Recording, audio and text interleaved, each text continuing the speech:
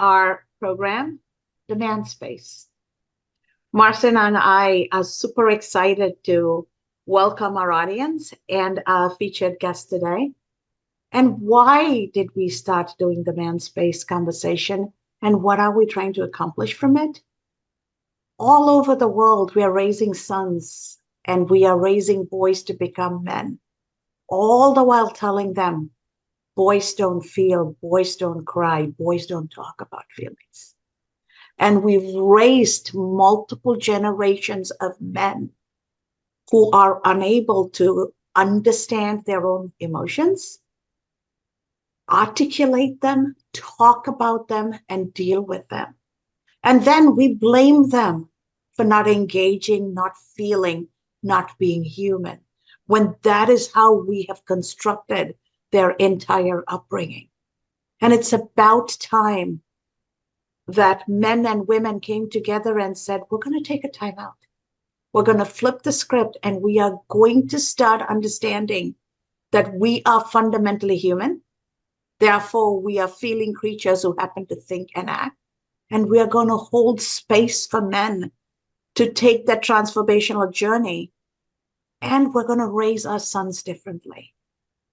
So to have this important conversation about the journey and the transformation today is my dear friend Tahi Spinks, all the way from New Zealand, an entrepreneur, a man who has found his own place of peace, and in the process of finding his peace, has found a larger calling to become a coach and help other individuals, men and women, find their place of peace. Tahi, welcome to the Man Space.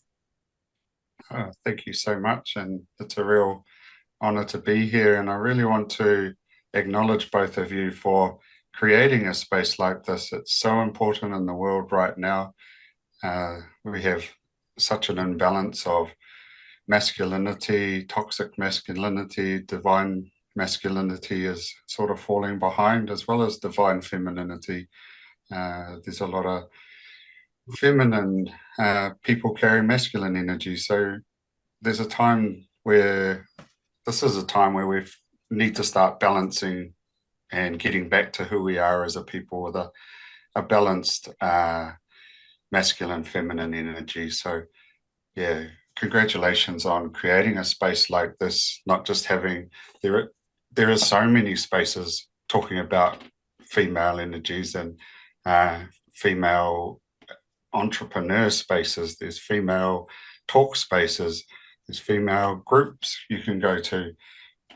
But it is really hard as a man to find places like that where you feel safe and feel free to talk about the things that come up in your life. And unless it's done over a beer at the pub, because that's how it was done for generations. The men went to the pub and they had a beer and their problems would come out, not always in the right way. So as we evolve, I feel we can't bring our kids up the way our parents brought us up. And it's not that our parents brought us up wrong, but they were able to bring us up the way their parents brought them up. And generation after generation, that's happened. But we're living in such a changing time. We need to shift and evolve how we raise our boys and our girls to prepare them better for this new world we live in. Yes. Thank you, Tahi, for being here today. Thank you for taking time out of your busy schedule. I really do appreciate you. And, I would love to hear your story. What did happen in your life and how were you able to overcome, and who are you today? What have the traumas, any childhood traumas that have impacted you, and how you have turned those trauma into becoming someone resilient today? Yeah, great question, and thank you for asking. And also thanks to you for being here and creating this space. So for me, I had what most people would refer to as a normal childhood. I was raised on a farm with two parents that were together. We didn't want for much. Dad was a hard worker. Mum worked hard. They worked together. And that's why I think it took me so long to realize that we all had childhood trauma. And it's probably a reason why I steer clear of the word trauma, and I use the word ACEs a lot, those adverse childhood experiences, because when I didn't relate to the word trauma myself because I didn't believe I had any. So realizing that just the way I was brought up, Dad worked hard, so he was tired a lot. He would get grumpy at nights. And so I walked around on eggshells a lot. And that was enough to create some perfectionism because I was always trying to please him so that he wouldn't, get upset with me. And so that's where I feel that, and I've noticed with a lot of my clients too, that our experiences that shape us aren't always traumatic experiences as we've come to believe them. And then even the people that I've worked with that have had traumatic experiences have actually, their early childhood trauma that we get to in the sessions I work with them on is actually something quite small, or they would never think that would have shaped their lives, like the first time they got dropped at kindergarten or school and they cried for their mum and mum didn't come back. Mum did the opposite, forced them away from her, the safe space left. So for me, going through life feeling like, I'd had the perfect upbringing, I wasn't looking for anything. And it wasn't till I had my own kids and I started to sound like my dad when I was talking to them, when I was reprimanding them. And this is no reflection on my dad. I have an amazing father. I had an amazing family. It was just the way he was brought up and the way he learned to raise children. And so I started noticing myself and the way I was interacting with my children, and especially after I separated with their mum and I had my two boys full time while trying to hold on to the reins of a new business that was growing out of control. And then I had a new partner and we lost a baby going into COVID about 3 weeks before the first lockdown. So I hadn't had a chance to work through that grief, and I was still supporting my partner at the time and my children through their grief. And then this thing that no one had an answer hit the world. No one had an answer to it. And as a boss, I think I had 14 staff by then, 3 years into my business. And these were questions I'd never had to answer. I hadn't prepared for this sort of thing. No one really had. And so I was getting asked all these questions from all my staff members about how do we get through this? And they're all questions I was asking myself and didn't have answers for. So the weight of trying to answer the staff's questions, trying to support my family through the grief, they were two quite separate parts of life, and then not having anyone to turn to myself drove me into quite a dark place. And I tried to do what all men do, and why you've created this space. I tried to carry it all. I put on a brave face. I tried to walk through the world like nothing had happened, that I could handle it all. And on the inside, I was really dying inside, really screaming for help. But the words wouldn't come out because we hadn't been taught how to ask for help. You had to work it out for yourself. We were conditioned to work it out for yourself. And even in one of my early traumas that I did uncover, I had a calf that died, and my dad's response was to get me to dig a grave for it till I stopped crying. And if I came back to see if it was deep enough and it wasn't, and I was still crying, he'd send me out to keep digging, because that's how I'd learned to deal with anything traumatic, how to deal with emotions. You work through it. So that was showing up in my work life as well. I'd get upset. I'd go to work. I didn't realize this was why I did it.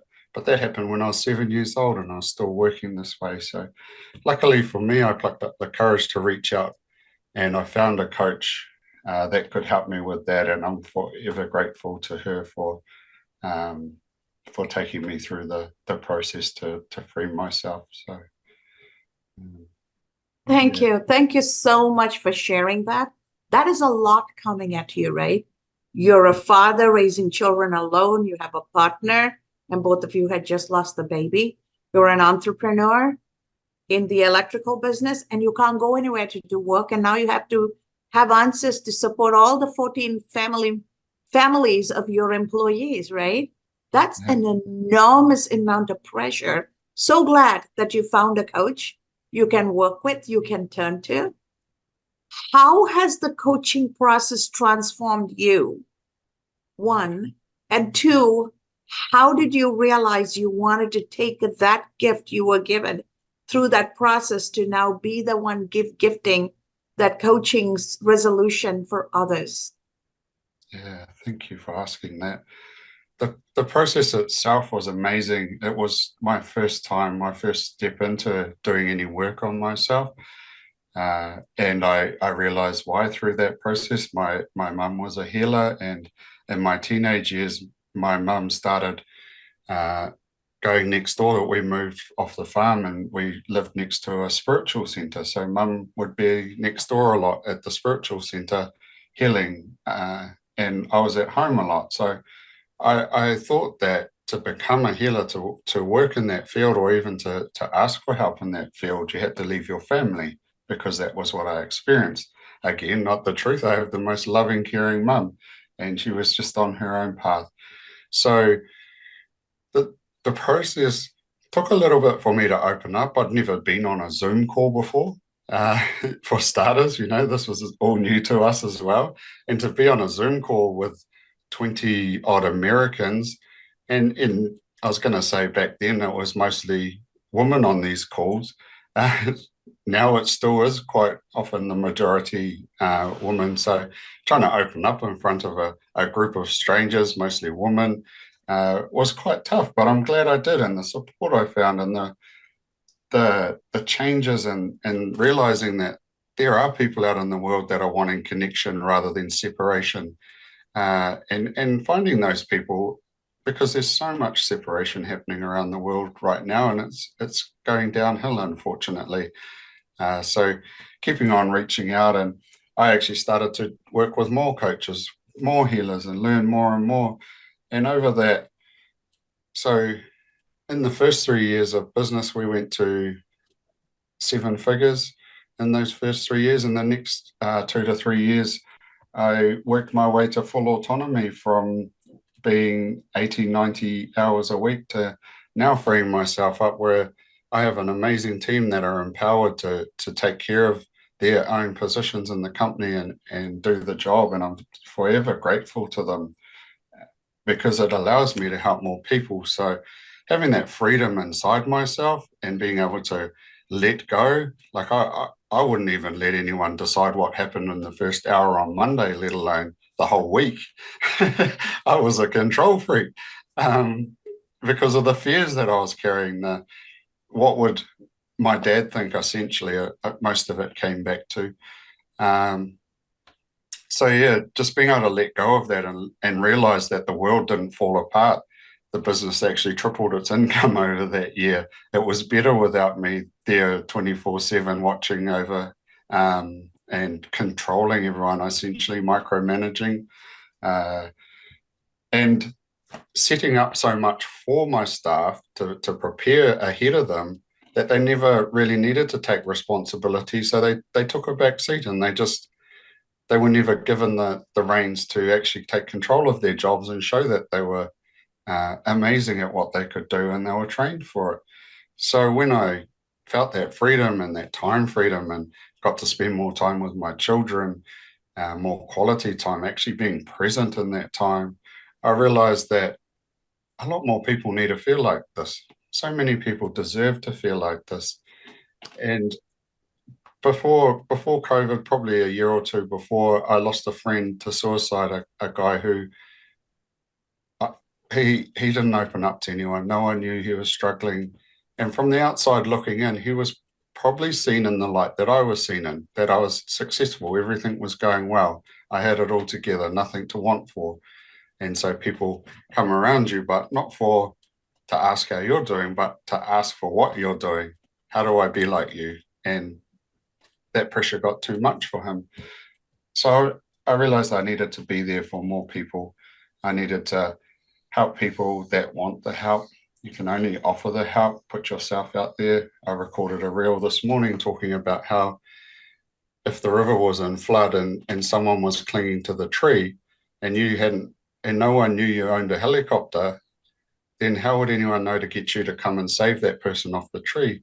So that helps me keep posting on social media and not worry about the people that aren't on the tree out in the middle of the river needing their lives saved, but let everyone know that I've got the helicopter to help that person off the tree. So if someone does need it, they know they can call me.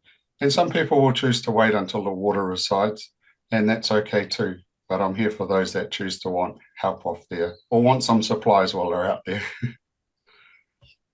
Wow, Tahi, thank you very much, for sharing this amazing story and this amazing transformation. Because you know what, I really do applaud you of what you have gone through in your life and where you are here today.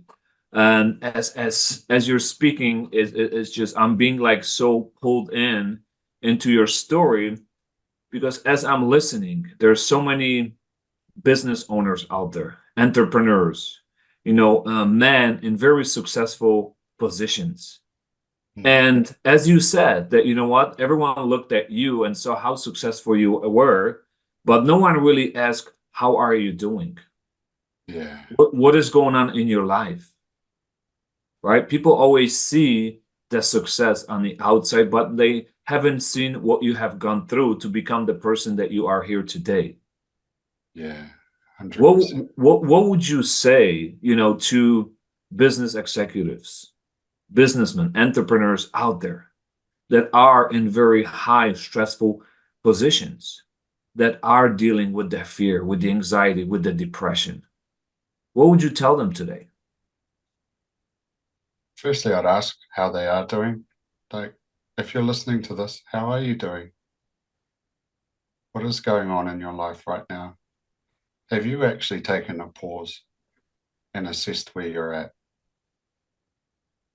And I run this through my Papa model, where we pause, we assess, we plan, and we activate.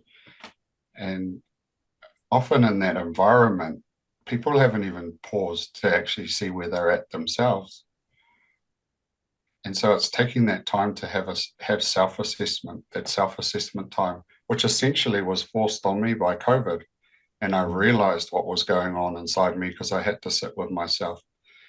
We all know what it was like. The world went quiet. So it's taking that time to let your world go quiet. Go and sit somewhere quiet. If you have to go into the bush, if there's bush nearby you, the beach, if there's a beach nearby you, even if you go into your own room,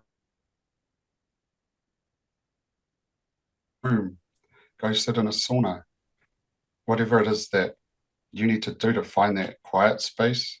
I really encourage you to do that and really have a look at where you are, because we spend so much time looking at where we want to go or where we're going without remembering where we are.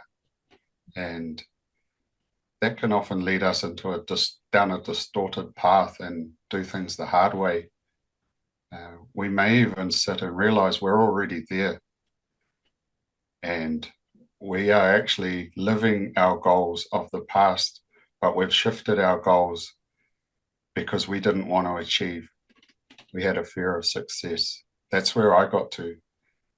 I had plans of, making $100,000 a year. And before I got to that, that was up to $500,000. Before I got to that moved to $1 million, because I had a fear of success. So I also never praised myself. I never assessed where I'm at and have I actually already achieved what I set out to within this goal. And that's why when we get clear on our goals, we need to timestamp them and actually put them in our calendar, set an alarm on it. So when it pops up, oh, look, I've come past that 6 months ago. Damn, I'm doing good. Because until we can praise ourselves, we can't really feel good about ourselves. And this is the byproduct of us being told not to feel, not to express our emotions as a child. Get in your room, be quiet. If you don't shut up, I'll give you something to cry about. All of these things that our parents often said that caused us to shut our emotions down. And so when we start to feel these negative emotions, we say, no, I don't want to deal with that. I don't want to acknowledge those emotions. All our brain hears is, I don't acknowledge emotions. So it shuts down joy, it shuts down love, shuts down happiness, shuts down excitement, or as a byproduct of us not wanting to feel the negative emotions. And that's where I was at. I was numb, and I'd created that. So having the power to undo all of that and recreate new is a power that we all hold inside us if we're brave enough to take that first step, brave enough to pause. And then the plan will often be looking to someone who's walked your path, so you can just follow that path and they'll guide you, because they'll know the journey. They will have walked the journey themselves, and they'll know the barriers that will come up along the way and how to overcome them. Beautifully said, Tahi. And as you're talking, what's coming up for me are two things you said: learning to let go and learning to be brave, right? Two things you are never taught as a male. Yeah. And two things COVID taught you because it forced an inward journey. So what advice would you have for men who have this false definition of what masculine courage and masculine bravery is?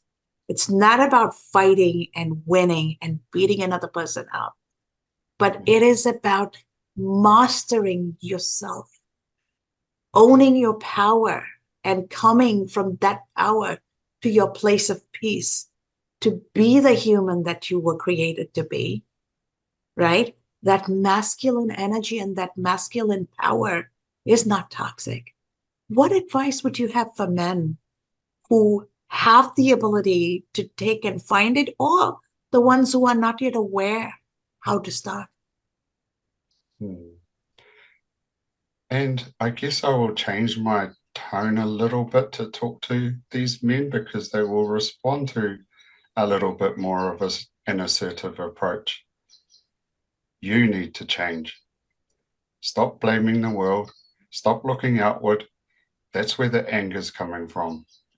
You're trying to fight your way out of something that is inside you. So stop looking outward for the answers and turn inward. Masculinity is not about strength. It's not about how big a weight you can lift at the gym. It is found with many different tools, many different processes, and it's all inside you. You just need to have the courage to go through it, to actually go inwards and overcome the barriers that are inside you. The anger that's inside you is often towards yourself. And if you're brave enough to turn inwards, you're a masculine man in my eyes. You'll have an inner strength that you don't need to show to anyone else.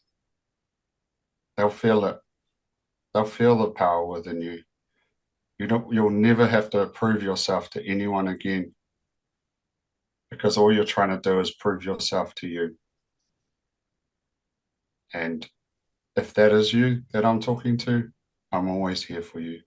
I've built up tailor-made packages, expertly crafted for people like you, because I was that person. So I know what it takes, and I know the time that needs to be put into it. And so I have free resources even available to get you going. So just reach out. I'll always be here. No one gets left behind in my eyes. No one gets left behind in my world. But you have to ask. I can't find every one of you. Yeah. Thank you, Tahi, for sharing this. It's so powerful, because it is so true that we have been conditioned to live from outside in. But if we really do understand the power of self-love, self-discovery, forgiveness, and rediscovering who am I as a person, rediscovering the power that is within me, that I can help myself, that I can heal myself if I ask for help, if I raise my hand. I don't have to keep repeating those patterns over and over, right? I don't have to be part of that generation of curses over and over. Make a decision for yourself. This is your life. You're in charge of your life. You're in charge of your decisions. You're in charge of your emotions. No one else is out there. So I really love it how you have put this all together, because many men out there are suffering, are living in fear, anxiety, are living in brokenness, that do not know where to turn to. And that's why I believe you, I, Dr. Kaz, we all have been chosen on this earth, in this world, on this beautiful purpose that we are on here today, that there are many out there that really need to hear our message, our story, your story, because it's possible. Anything in life is possible. If you really invest in yourself, if you make that decision that, you know what, even though, hey, you have hit the rock bottom, that you have lost your family, you have lost your children, you have lost yourself, you have lost your self-identity, you can rebuild. Because the power that we have within us, like Tahi has, look at what he has built. He has built an empire. What he has done for himself, for his family, for his employees. He is an example. Hear what he has done. Don't put any limiting beliefs upon yourself, right? Surround yourself with people that will encourage you, that will inspire you, that will believe in you, that will have your back. Look at the groups, look at your friends that you are surrounded with. Are they adding value to you? Are they bringing you down? Because there are a lot of coaches, there are a lot of mentors out there that are there waiting for you. All you got to do is ask for help. So thank you very much, Tahi, for sharing that. I really do appreciate it, and I learned so much from you. Thank you. Thank you.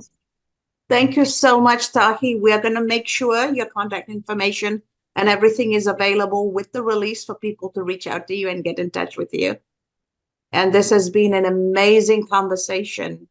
And in closing, I would love to address our audience. Tahi's message here is very powerful. Remember, you are a soul first, a body second. And therefore, you are within you before you even recognize your physical self. And when you connect with your being at the level of that soul, then you take care of the inner you, your soul first. And when your soul is healed, when your spirit is healed, your thinking, your actions, your body, your actions in your profession, everything goes along for the journey.